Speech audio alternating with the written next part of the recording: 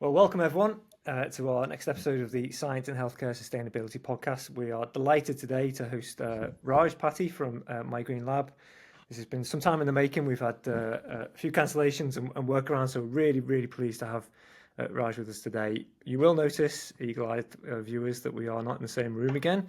So we are all remote today. We are between studios, so we're all in different buildings. So hopefully the quality remains good and you can hear us clearly. So Alex, do you want to kick us off?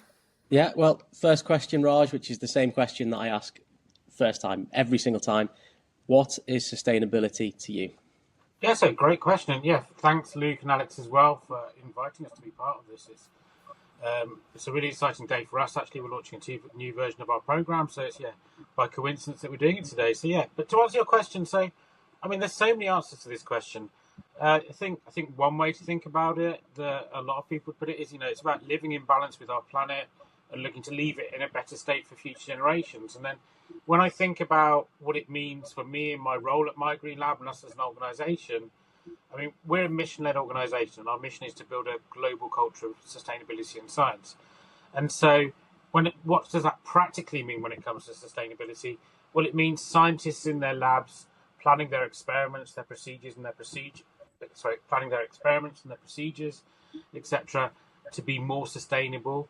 And it also means for manufacturers designing products from the ground up, for example, to use less materials, use less energy, last longer, be easier to recycle in life and things like that. Excellent. Perfect. You've obviously got a great sort of view of the market. What do you think is the scale of the problem in labs in particular, in your opinion? So, yeah, again, you could answer that in a range of ways. I could just go, it's big and stop there, but I should probably add a little bit of detail to that. There's a lot of stats that get bounced around. We often talk about how compared to, for example, office spaces, labs are pushing towards 10x on energy, 5x on water usage, generate massive amounts of plastic, chemical, and other waste. There are other stats I could think of. I remember talking to a group in Europe a few years ago, and they were talking about how, as a research institute, they were setting goals around carbon reduction, and they were being driven by their government was actually setting a goal. Everyone in our nation should reduce their carbon footprint by a certain amount by 2030, I think it was. And they looked at their scientists and they said, wow, but if we think about it today, our average scientist in our lab has a 10 times bigger carbon footprint than the average person in the street. And similarly, Bristol University put some data around a few years ago where they looked at their energy usage and they said something like labs accounted for, I think it was something like 5 or 6% of the square footage of the campus, but accounted for somewhere between 40 and 45% of the energy usage. So yeah, labs are massive hotspots. But I think to kind of be positive, we have a really great and well-educated community when it comes to science. And so we can, as a whole, lead the way and make a big difference over time. Yeah, absolutely. Yeah, excellent. Raj, how do you feel that the UK compares to the rest of the world on that front? I think there's a massive amount of passion for change in the UK, but if I was kind of being slightly frank about it, I'd say it needs to be better backed through policy, funding, and to kind of give a slightly random answer, through kind of leaps of faith to do the right thing at times as well. But that's not something as crazy as it sounds, because whether it's scientists or in labs or the companies and the sales teams bringing products to the labs, everybody already knows what they need to do and that they need to do more, I think. And there's a lot of evidence out there that change in labs saves costs, saves carbon, and that verified sustainable products are being sought out and are being chosen. And I think the UK does very well in all of that. But as I said, with the right kind of push behind it from government down, we can take it to a whole new level. Yeah, absolutely. So obviously you and your colleagues are working really hard to spread the word and change people's ideas around, developing sustainable practices within laboratories, sustainable products, the likewise. Do you see a natural change in attitude towards sustainability as well? Or is it only when you have these conversations that people kind of, the light bulb switches on? No, I think it is very natural. I think, like I just said, you've got a highly educated community and scientists. So, change is out there, the want is out there, the drive is out there. And it's actually been happening for years. But I think it just intensifies more and more. every year. And if you think about what have we seen over the years? I mean, we started as an organisation in academia, probably not to surprise you to say, in California, in academia many years ago, and that was about grassroots drive. But what we see now more and more is that grassroots drive from individual passionate scientists being met by top-down enablement from company leadership, university administrators. You've also got funders like UKRI and Cancer Research UK and people now actually putting drive behind saying you need to do things like MyGreenLab certification. We'll fund more sustainable product choices and things like that. And so, yeah, and all of this is about advancing the world, advancing science. So it makes perfect sense with the mountain of evidence that everyone has around there, around climate change and around the impacts of labs, that this change is happening. It's happening faster. So, Raj, I'm a big fan of broad questions, so I'm just going to open up the floor to you and just ask you to tell us a little bit about what it is that you do and where you do it. Yeah, so I think we'll probably talk a bit more about some of the other stuff MyGreenLab does a bit later on. But in terms of what I do specifically, I'm very focused actually at MyGreenLab. I focus on the ACT Eco Label program. So what does that mean? So I work a lot with manufacturers in the supply chain to utilize that program. I also work with people like procurement professionals and also people like in other parts of the supply chain. Your big distributors, resellers, including yourselves in that, I guess, as well, who are all part of the supply chain. And it's all about that fact that we know that when we look at the carbon impact of pharmaceuticals, biotechs, universities, etc., and science, that there's scope 3 carbon impact. So the things that are not things like energy, for example, for buildings and vehicles, that scope 3 impact is a massive part of it. In fact, for some pharmaceuticals, for example, it's 90% plus their carbon impact. And that's heavily dominated by their supply chain. And within these organizations, obviously labs in R&D, QC and other areas are very intensive in that, as we've already talked about. So that's a very long roundabout way of saying, why do I focus on the ACT Eco Label program? Well, the ACT Eco Label program is about how do we deal with sustainability in the supply chain. So ACT, on a very broad level, is an eco label. If you've never seen it, think about, for example, those labels you see on the food in the supermarket for nutrition information. Now translate that in your mind to something that is for a lab product, and a lab product, of course, could be a consumable such as a pipette tip or a centrifuge tube. It could be a bottle of reagent or other chemical. It could be a bit of equipment, big or small, such as a freezer or an ICP-MS or something else. And then think about, from a sustainability question, what do I want to know about it? I want to know things about where it's made, what's going on in manufacturing to be more efficient. Are they using renewable energy at the factory, for example? Where are they getting the materials from for the products and the packaging? In its usage phase, how much energy does it use over a standardized period, measured in a standardized way, and also for water? Is it single use? Is it multi-use? Does it last for many years? And they back that with guarantees and support and warranties. And at the end of life of the products and the packaging, what's going to happen to them? Can they be recycled? Can they be repurposed? Do they have to go to landfill? Do they have to be incinerated and things like that?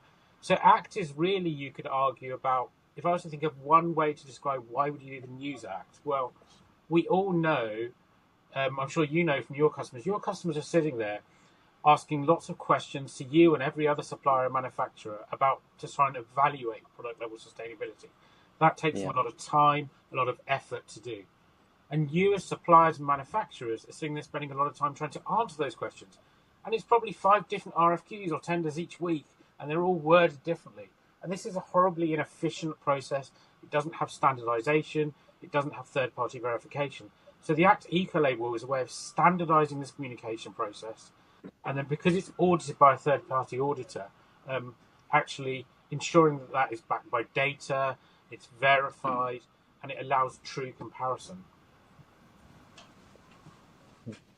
I think this is something that the sort of comparison sites that various companies and universities use to buy products is crying out for. That you can compare on price, you can compare on pack size and color and every other denomination you can think of. You can't, in any reasonable way that I've seen, decide what's a sustainable product from one that isn't. So it does seem that standardization is definitely required, and it would be ideal for this kind of purchasing that many people are moving to. You know, most universities now use a science warehouse or equivalent. Mm-hmm. It filter on, you know, not just the price, which is still important, but also the ACT label as well, how green this product is. Well, it's That funny. would be ideal. It's funny you should say that, because a couple of things to throw in there. One is we are both enabling through technology mechanisms such that as we build this ACT database of ACT labeled products, which you can see at act.mygreenlab.org, we're putting technology in place such as those sales channels, those shops, if you like, that you mentioned there, such that they can integrate with that, pull that data in, and kind of go, hey, does this product have an ACT label? If it does, can I display the ACT label? Can I enable searching and filtering by it and that? So we're literally starting to roll that out at the moment. And we're in conversation with some of the biggest channels globally to really implement that aggressively in the next couple of years. And yeah, it really moves you away from that era of, you know, all these channels, as you say, try to put some emphasis on sustainability, on how green something is. Even before we talk about how green it is, I'd say transparency is number one before that, actually. Yeah. We want to know that information. Just to go back to the food label analogy, we want to know what's in our food and how good or bad it is for us, so that we can then make kind of informed decisions about it. So first comes transparency, and then comes change and verification of that. And actually, it's interesting you mentioned the price thing there. A colleague of mine was at an event called Forum Labo over in France a few weeks ago. Biggest kind of science conference and exhibition for the French market in Paris each year. And he said he had multiple conversations with people where people talked about whether you were looking at tenders, at frameworks, at conversations in general. Sustainability was number 2 on everyone's agenda. And I said, well, what was number 1? And he said, price. And I said, yeah. So I'm going to claim that sustainability is number 1 then, because price is just there, of course. And you're not even on the table in a sales discussion unless you're in the ballpark for price. So that's a kind of given. So basically, you have a product that does the job. It's about the right price. These are givens. Sustainability is basically number 1 on the agenda at that point. Yeah. Yeah.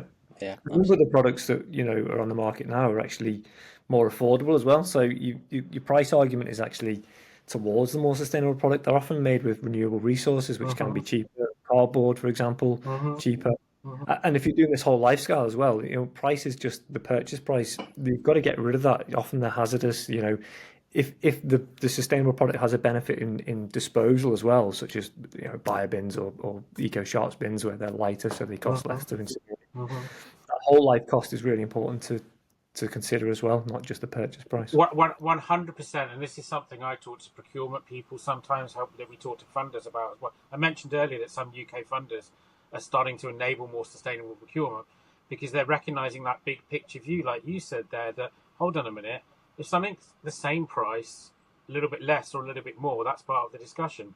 But if it has a big cost of disposal at the end of life due to the waste it generates, that can be massively reduced by an alternative approach, then that maybe even justifies a small increment on the buy price that you more than pay back later on as well. And as I say, with the big equipment, you've got to run it. Yeah, you can save 5% on the cost of a freezer, but if it uses 5 times as much energy over its lifetime, then that's not really a sensible decision, is it? That's a good example. Yeah, absolutely. So I know that's just part of what MyGreenLab do. So what other services does the company offer? So I think you can split what we do into kind of 2 core areas. The first area is what I call awareness. So everything, if you want to drive change and enable change, you have to start with awareness, of course, and education. So that's where things like the MyGreenLab Ambassador Program come in. I think you're both MyGreenLab ambassadors from memory, and yes, and so yeah. So thanks for both for taking part in that. So the Ambassador Program is free to access education. It's some fun videos you can find online. Each video covers a core topic such as energy, water, waste, green chemistry, and a couple of other areas. And in about an hour, I've completed the course as well. Yeah, I'm a fully paid up. Accredited professional. Oh, you're an accredited I might professional. not look it. You're an accredited professional as well. So let's come on to that in a moment as well. But yeah, so Ambassador is free of charge. And actually, what I think is really interesting about that is wherever you are in the industry, it's useful to you. We conceive of that program with lab scientists in mind. Let's have an ambassador in every lab. There are organizations who mandate ambassador for their sales teams, their marketing teams as well, for example. because they recognise that bit of knowledge, that bit of expertise can really enable and advance conversations with customers in labs.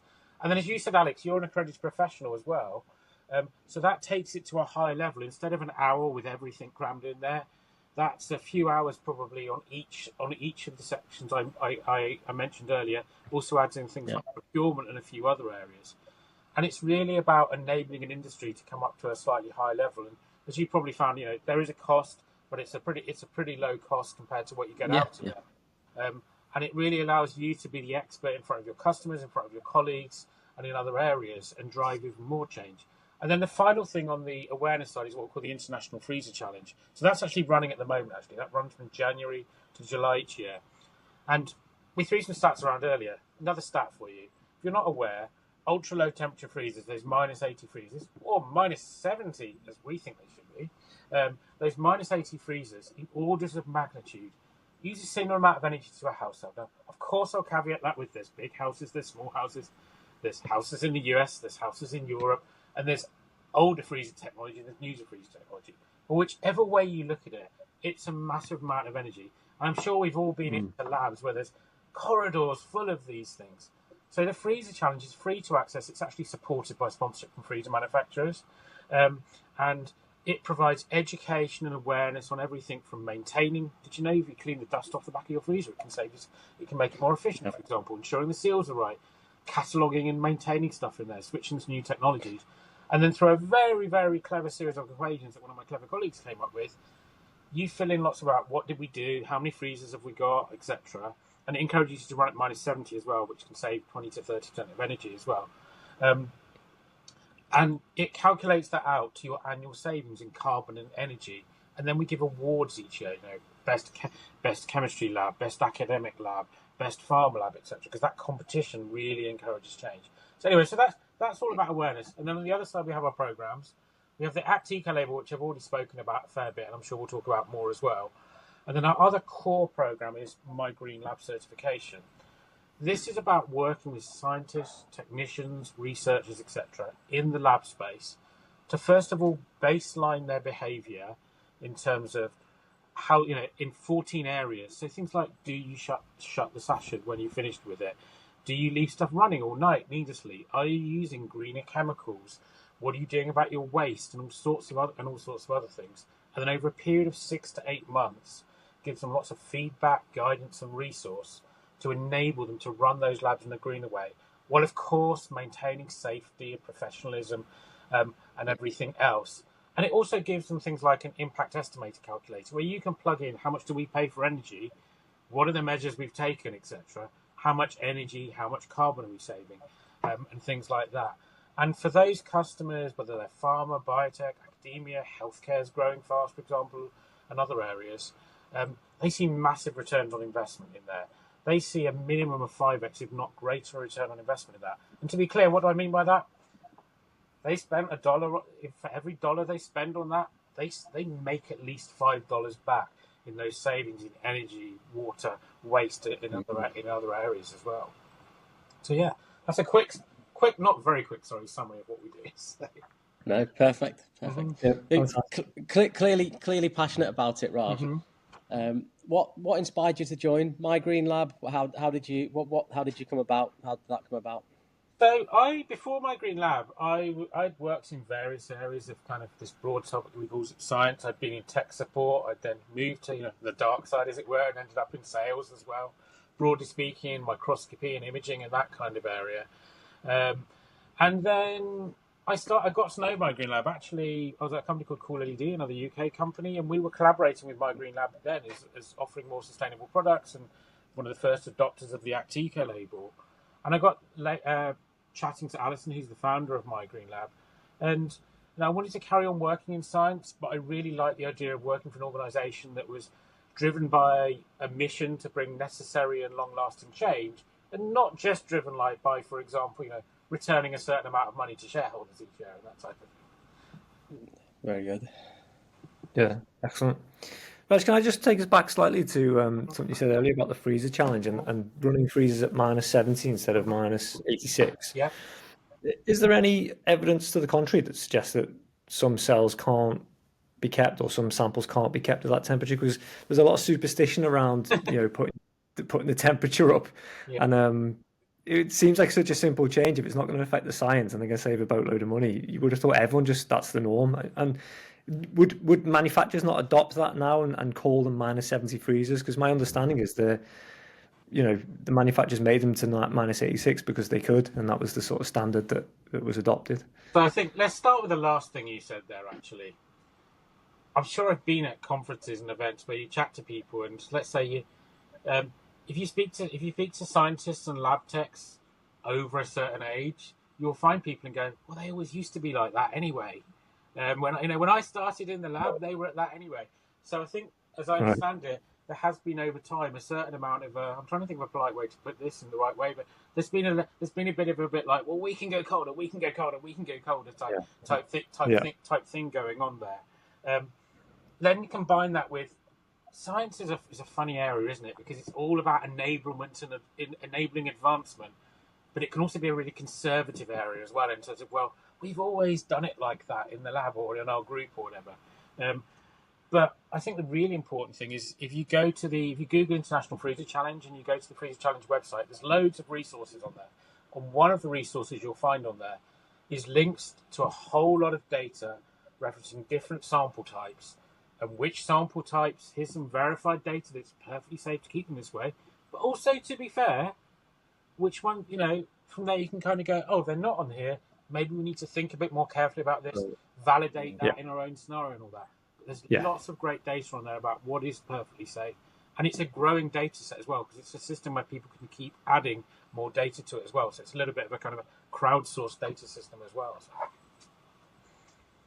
Yeah, I think that's a brilliant resource that everyone should look at before they decide what temperatures to store at. Yeah, fantastic. And also, we've seen, as you just alluded to, that there was a sort of race to the bottom in terms of temperature, with manufacturers always trying to bring something new out to the market and say, oh, we can go to -75, -80, whatever it may be. Fortunately, now we're seeing it the other way. We're seeing who can get to the lowest kilowatts per hour. So that's a good way of seeing, and a good competition between manufacturers, and they'll hair it down at something crazy with their new unit. So that's a good competition that we've seen.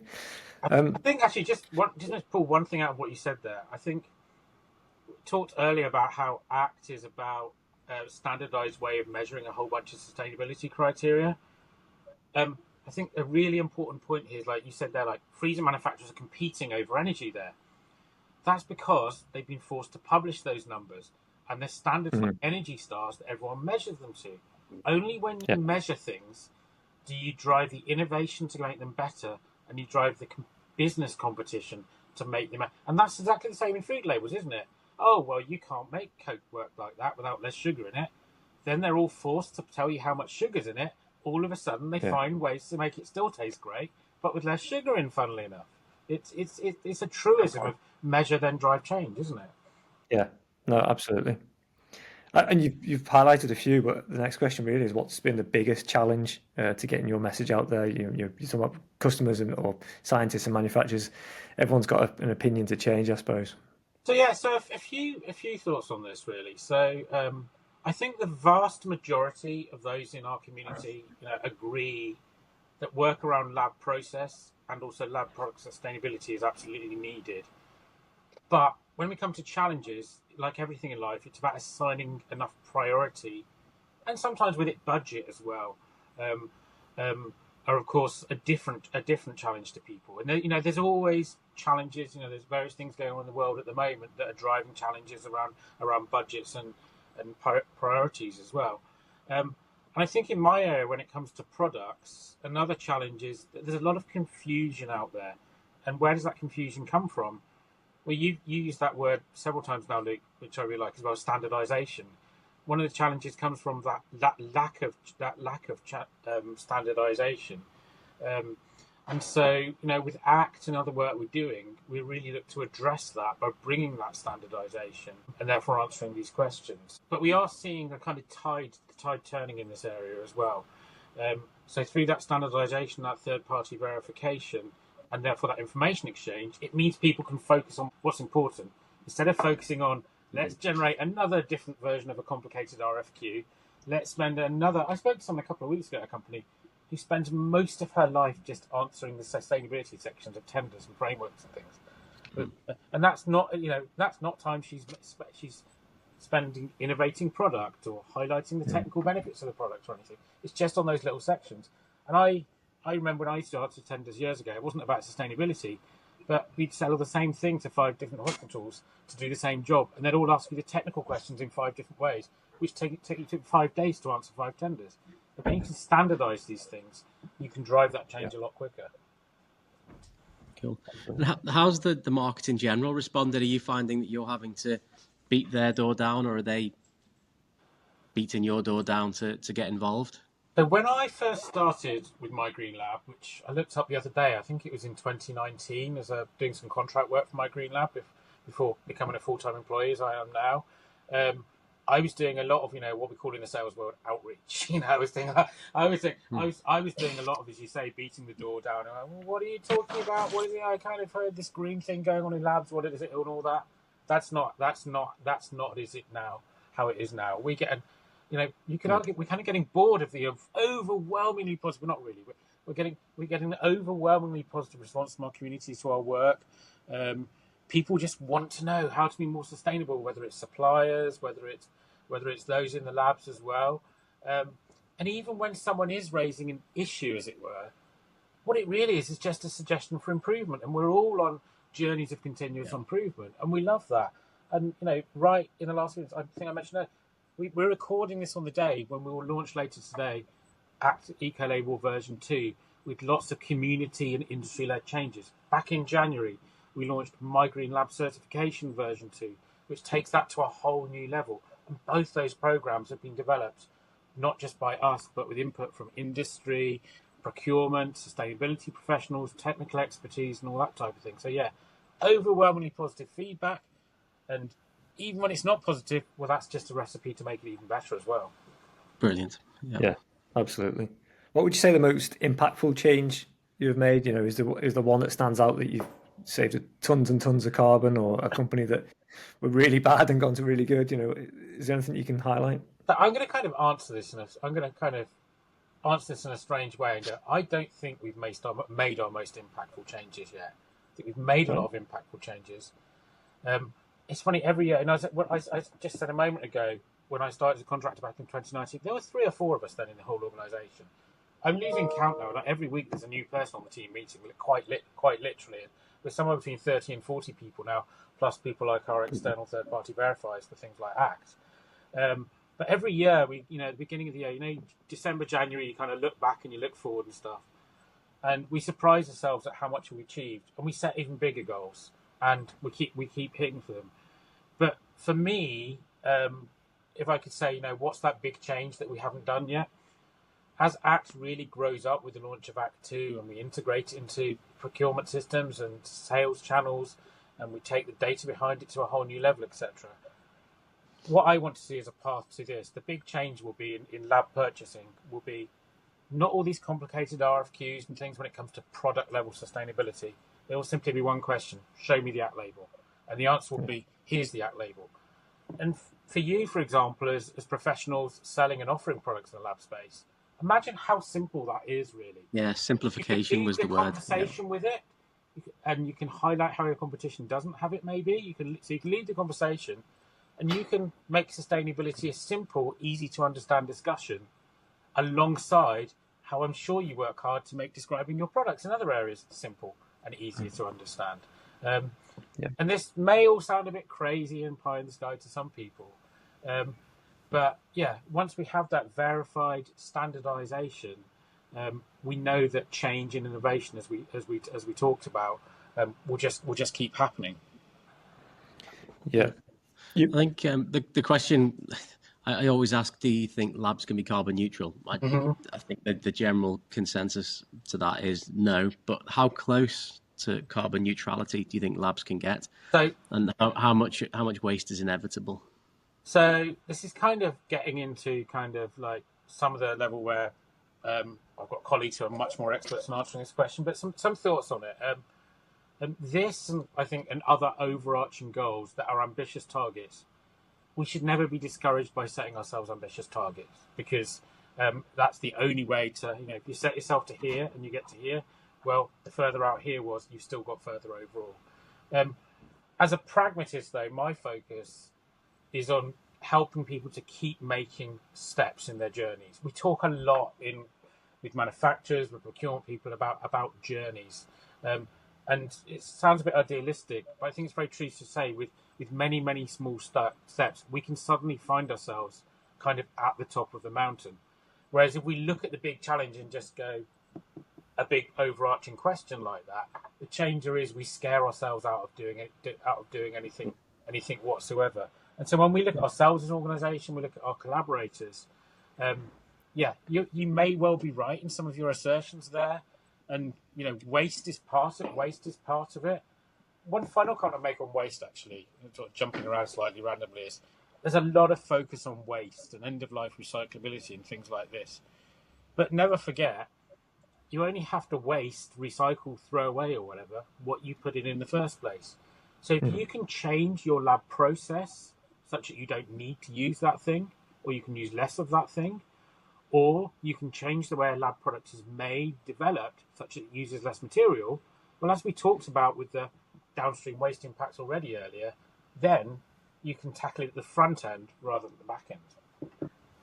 Yeah, no, that's a really good point. There's a reason why it's reduce, reuse, recycle last. Exactly, yeah. Everyone says recycle all the time, don't they? They forget the other ones, yeah.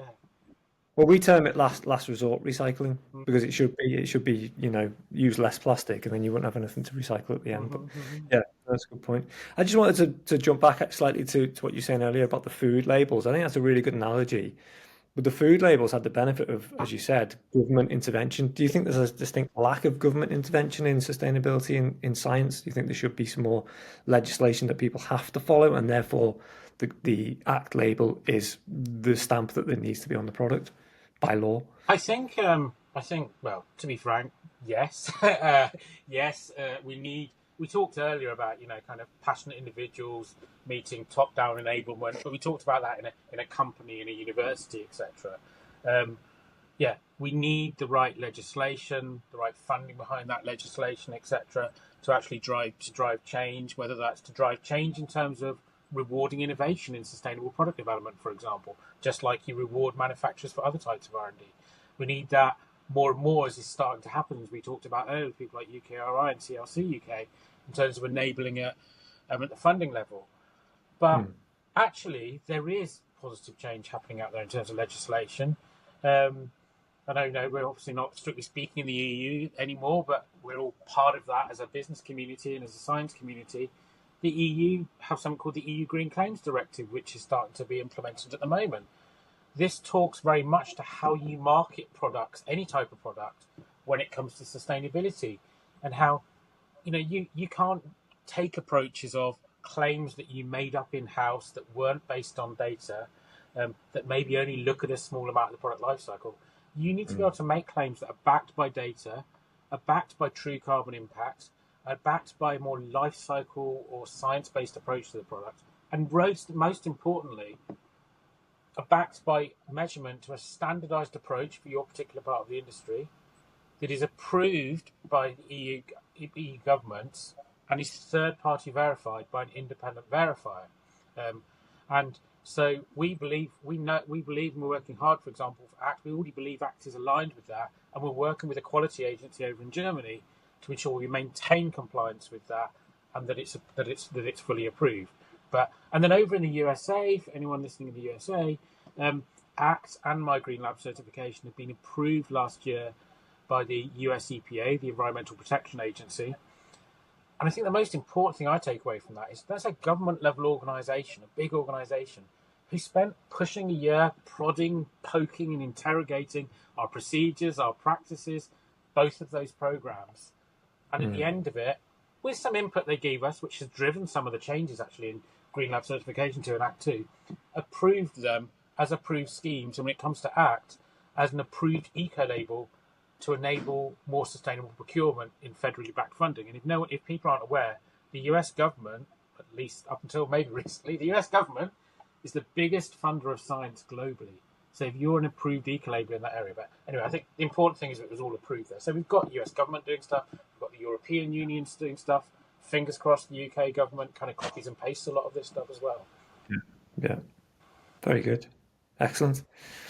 So, Raj, obviously you spend a lot of time looking at products and processes. If you had a magic wand, what 3 things would you implement into each lab sort of overnight to have the biggest impact? Or not necessarily the biggest impact, but, maybe the easiest to adopt? There's so many things, but let's keep it to 3. So I think number 1 is all team members in the lab are encouraged to embed sustainability in everything they do, and to speak up about ideas and improvements at things like lab meetings. In that ambassador program that I mentioned earlier, you've done it. You probably remember there's the community one, where they all just make a point of going, can we just spend 10 minutes at the end of each lab meeting talking about sustainability, for example? And by taking that approach, move away from that kind of culture of we've always done it that way. We've always done it this way. Should not be an acceptable answer to stop and change. So that's kind of number 1.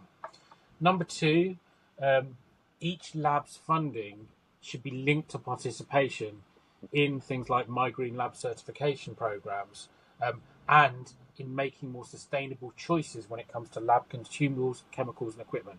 So your initial funding, renewal of your grants, etc., allocation of funds within a pharmaceutical to a particular project, all that should be linked to participation in green lab certification programs and enabling purchasing of more sustainable products.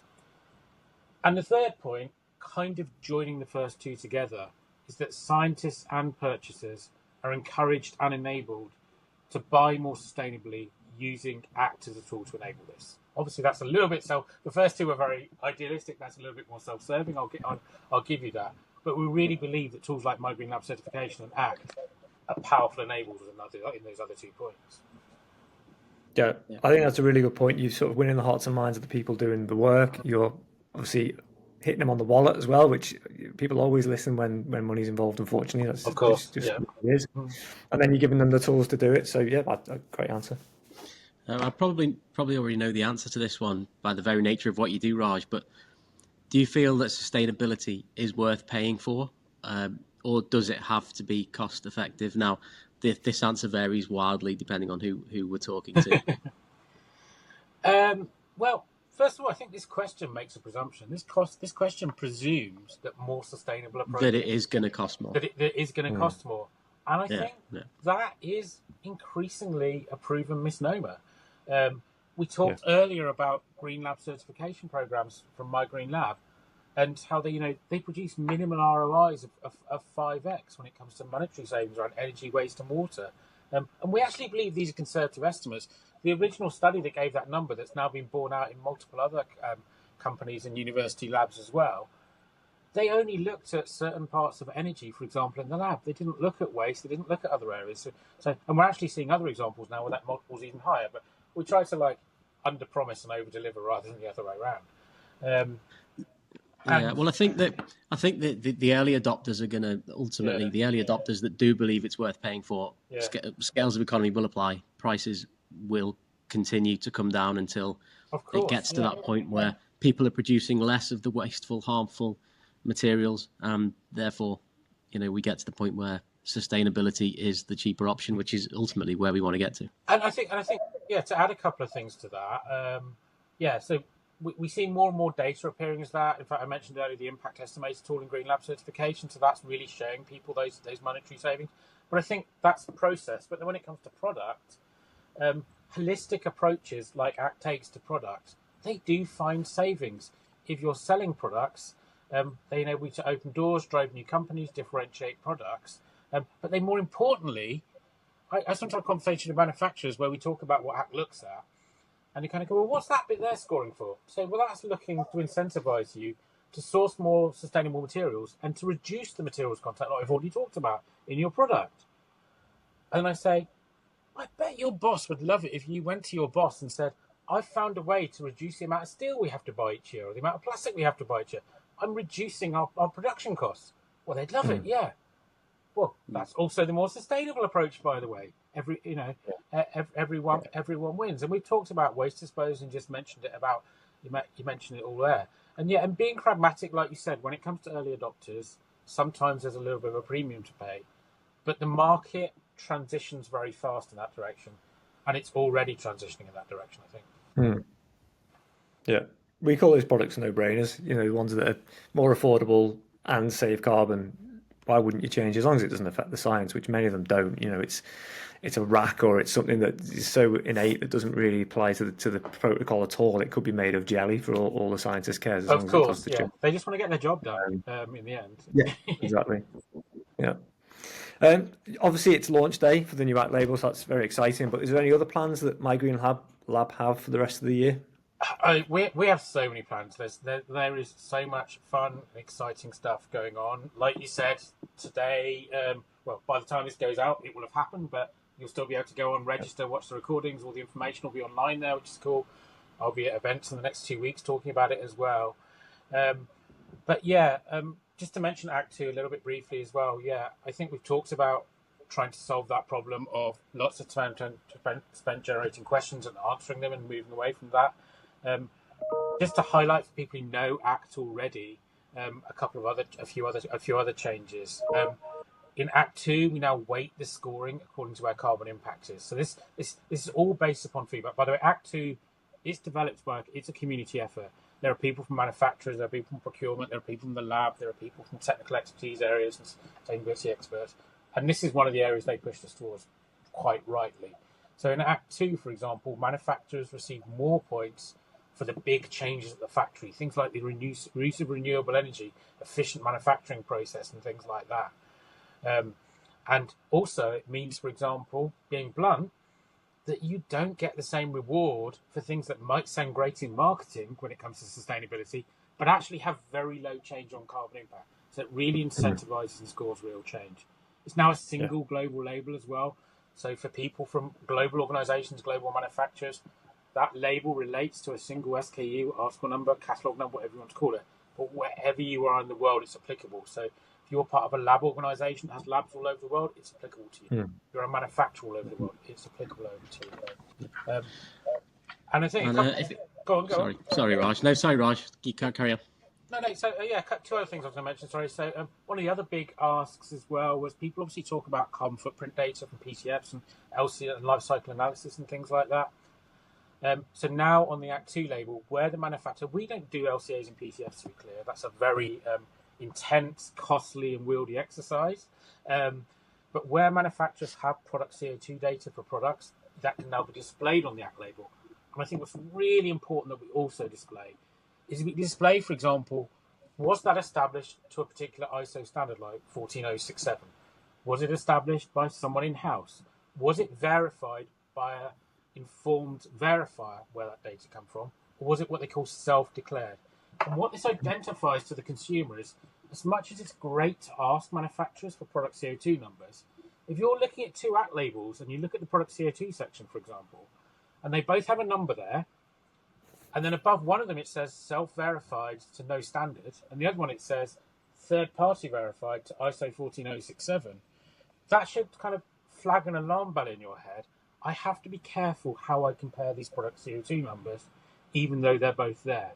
However, what we're 110% confident in is that every other line on that Act 2 label is based on data that we have gathered, our third-party audit partner has verified, and drives true comparability. So it's kind of the best of both worlds, if you like. And the final change I'd make on Act 2 is we've completely reworked the audit process and the cost model behind it, because of course manufacturers have to pay to go through the process, such that it now truly enables what we call portfolio-wide, company-wide Act labeling. Because one of the other things consumers really kind of pushed us for is they said, it's great for manufacturers to Act label a couple of new exciting products that are greener, that they think are greener, or that happen to be their new product launch. We want to see this transparency of data across whole product ranges to really prove that companies are measuring everywhere and driving change everywhere, and we can make informed decisions, whatever product it is we're looking at today. Yeah. Perfect. So now everybody listening is wondering where they can read more about this, how they can read more about the MyGreenLab, the Ambassador Scheme, the low temperature freezer challenge. where should they start looking? If they're not bored of listening to me so much already. So. No, they're not. They're not. They're tapping their finger, wondering where to go to read more about it. So, of course, there's the website, MyGreenLab.org. If you want to look at all the ACT label products, it's act.mygreenlab.org. It's all linked from main to HUD on the MyGreenLab.org website. You'll also find things like the Ambassador Program. If you want to become a MyGreenLab Ambassador, click through to MyGreenLab Ambassador, put your email address in. You'll get sent details on how to log in and start watching the videos and take part. Similarly for the AP program and Green Lab certification program and things like that.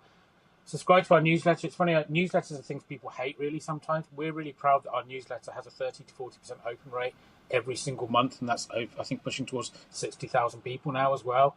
So that really tells us we've got a really engaged community. So you'll also get announcements of where the new ACT labels are in there, where you can meet us at conferences and things like that, and other innovative stuff in science. And follow us on LinkedIn and Twitter and all that, as you might do already, to keep in touch. Brilliant. We attended a really interesting webinar of yours. I think you actually hosted, Raj, and you had some very large pharmaceutical companies giving their opinions as well. Where would you find that? Is that in the newsletter or LinkedIn? I think at the top, on the top. Well, if anything like that's coming up, you'll find it in the newsletter. Obviously, top of the website, there's a section on all our events and our summits and things like that, where you can click through to register for future ones, and you can get the recordings of the old ones and things like that as well. Brilliant, thank you. And we always start with the same question. We always end with the same question. Okay. And that question is there anyone else you would recommend to come on the podcast, someone with good opinions or good insight into sustainability? Yeah, so I don't know whether you know a lady called Alison Hunter at Imperial College in London. Yes. Alison has been kind of innovating and driving change in lab sustainability since, before I suspect long before I even heard of it as a word and that type of thing. So yeah, she's a true grassroots driver of lab change in UK sustainability and academia, and is an expert and a passionate individual. All these questions we talked about, about challenges and driving change, she's been through all of them in terms of like conservative scientists and getting the funding and all those types of things. So yeah, have a chat to Alison. Brilliant. Thanks, Raj. Yeah, that would be great. We've had obviously manufacturers on. We've had yourself giving your perspective. Soon we will have Jenna Lowe from the University of Liverpool on, who's a sustainability manager there. And it'd be great to have Alison on as well to give the sort of other side, the actual lab side, the challenges they're up against. Yeah. Loads of people want to be more sustainable. It's recognising the challenges as well and how we can overcome them. I think she was turning freezers up before we invented the freezer challenge as well. So. Trendsetter. Yeah, exactly. Yeah. Great. Well, thank you very much, Raj. It's been an absolute pleasure to speak to you. Mm-hmm. Everybody watching, like, subscribe, thumbs up, all that good stuff, and we'll see you next time. Thanks, Raj. Thank you. Pleasure.